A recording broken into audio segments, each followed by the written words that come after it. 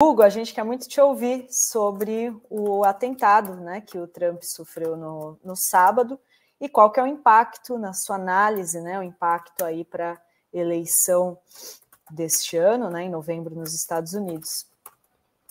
Bom, olha, Adri, primeiramente eu acho que não muda muito o panorama. O Trump vinha liderando, ele já liderava há algum tempo, e no sistema eleitoral americano, que no fim é um sistema distrital, o presidente ele disputa e ele ganha se ele levar mais estados, né? E cada estado tem naturalmente seu peso. Então não é como no Brasil. Os estados que definiam a eleição, já tem um ano e pouco que estava claro isso, seria meia dúzia, literalmente meia dúzia. 44 já estão definidos.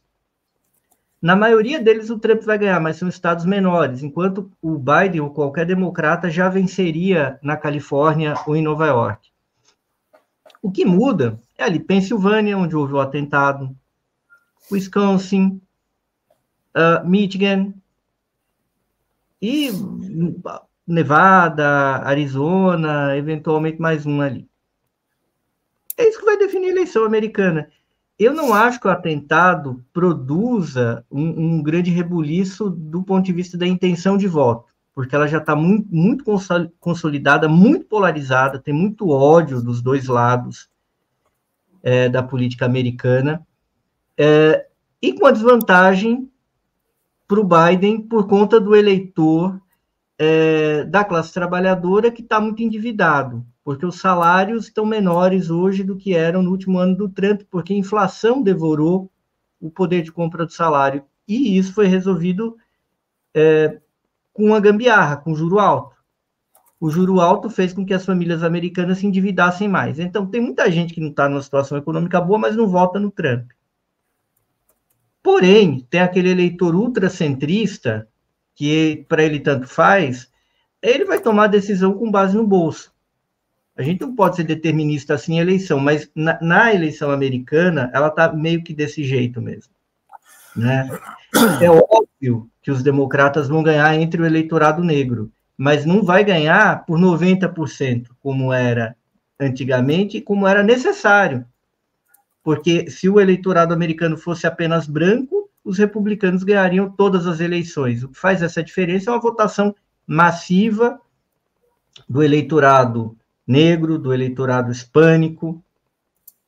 E, nesse sentido, eu não acho que isso... Agora, no bastidor vai mudar muito, né? Tipo, que diabos que aconteceu ali, né? É um recado claro, é óbvio. A gente pode acreditar que um menino de 20 anos, ele foi lá, teve a ideia da cabeça, subiu e atirou num ex-presidente americano que é candidato. Mas, na realidade, as coisas indicam que pode ter coisa maior aí. E o Trump, pelo menos, ele está avisado que ele tem de sentar e vai ter de achar algum tipo de composição com uma parte do establishment americano, porque senão ele não vai sair na rua.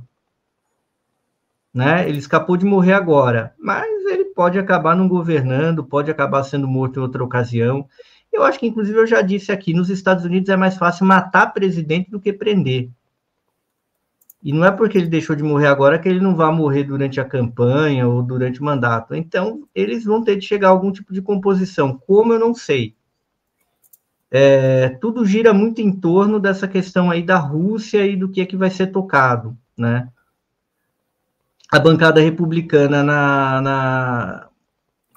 na Câmara, que é de direita, eles tinham uma história de acabar com essa guerra no leste europeu.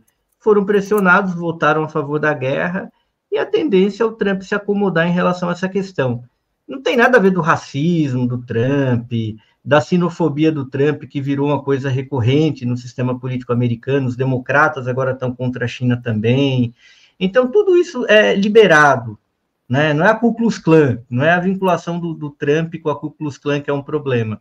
O problema é mais ou menos como vai fechar a conta para a indústria da arma nessa questão aí dessa grande guerra que está se desenhando no leste da Europa. É essa conversa que está sendo feita. Conjecturalmente, se eu fosse citar um motivo pelo qual o sistema poderia facilitar a morte de um cara como o Trump, seria esse o caminho. Mas eu acho que a questão é mais política do que eleitoral, percebe? se a gente for conjecturar aqui. Porque o fato é o seguinte, o que a gente tem de fato, de evidência? Até agora, o atentado ocorreu mesmo. 2, a segurança falhou de um jeito que nem segurança de prefeito do interior falha. Por que eles estavam fazendo um comício naquele lugar aberto e precário, né? E 4, todos os erros que estão ali anotados, que deveria ser um protocolo de segurança de tiroteio, né? Com gente alvejada. Então tem muita coisa errada, né? Que muito provavelmente nunca se saberá a verdade. A possibilidade de saber de um fio de meada dessa conversa é se o menino que atirou não tivesse sido morto, mas ele foi morto segundos depois, então não tem como saber o que aconteceu.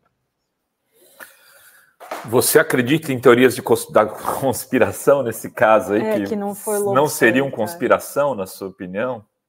Que não tem. Porque você fala o seguinte, você diz, olha, não, é difícil acreditar que um menino de 20 anos tenha feito isso. Eu também acho.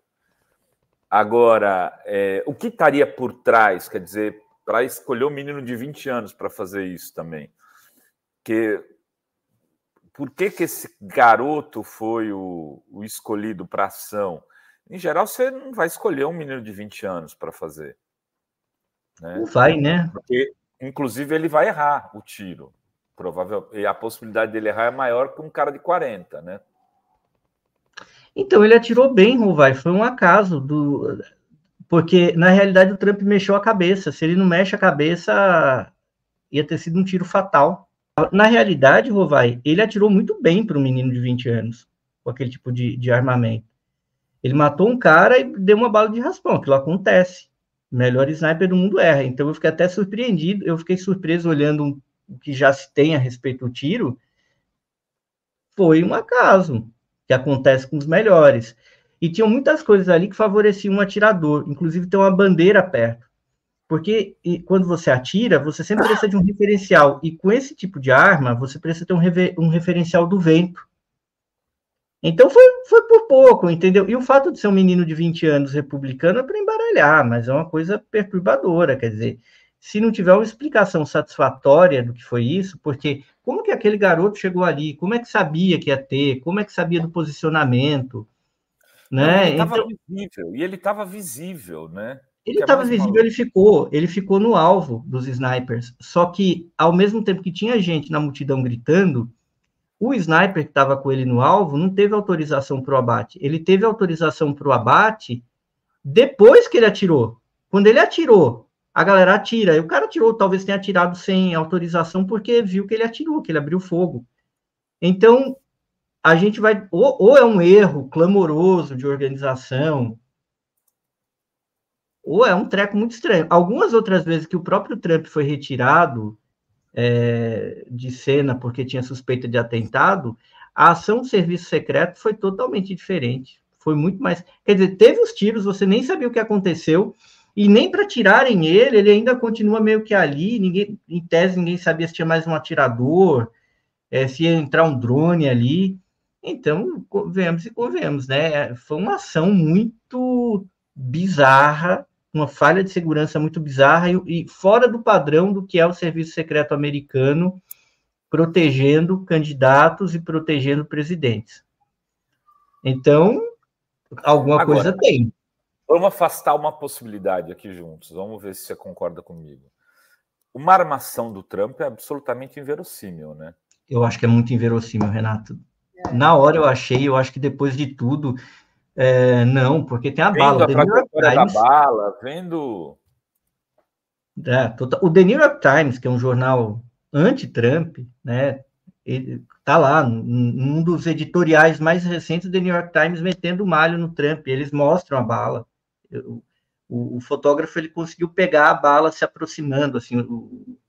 Então não teria por que o The New York Times inventar fraudar uma foto para favorecer o Trump. Não foi, né? Na realidade, não foi. Foi um atentado que não aconteceu. E assim, o Trump ele está basicamente descoberto, porque se a segurança dele é essa, entendeu? Ele vai estar, no mínimo, descoberto para o resto da campanha.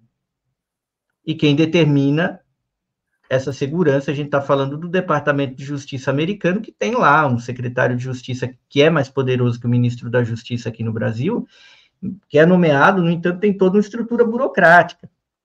E num cenário como o americano, que, primeiro, a história americana de presidentes assassinados e candidatos baleados, né? O Robert Kennedy foi assassinado na pré-campanha democrata.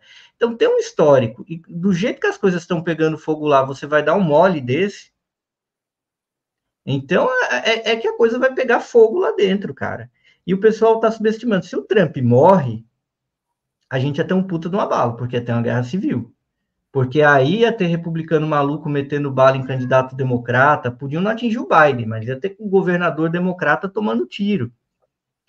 Ia ter candidato democrata tomando tiro, né? E isso não estava totalmente afastado.